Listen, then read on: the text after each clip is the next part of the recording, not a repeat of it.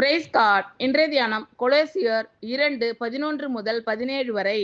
அல்லாமலும் நீங்கள் கிறிஸ்துவை பற்றும் விருத்த சேதனத்தினாலே மாம்சத்துக்குரிய பாவ சரீரத்தை களைந்து விட்டதினால் கையால் செய்யப்படாத விருத்த சேதனத்தை அவருக்குள் பெற்றீர்கள்.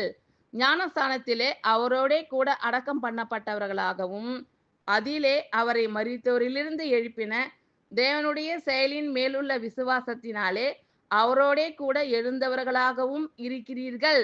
உங்கள் பாவங்களினாலேயும் உங்கள் மாம்ச விருத்த சேதனம் இல்லாமையினாலேயும் மரித்தவர்களாய் இருந்த உங்களையும் அவரோடே கூட உயிர்ப்பித்து அக்கிரமங்கள் எல்லாவற்றையும் உங்களுக்கு மன்னித்து நமக்கு எதிரிடையாகவும் கட்டளைகளால் நமக்கு விரோதமாகவும் இருந்த கையெழுத்தை குலைத்து அதை நடுவில் இராதபடிக்கு எடுத்து சிலுவையின் மேல் ஆணி அடித்து துரைத்தனங்களையும் அதிகாரங்களையும் உரிந்து கொண்டு வெளியரங்கமான கோலமாக்கி அவைகளின் மேல் சிலுவையிலே வெற்றி சிறந்தார்.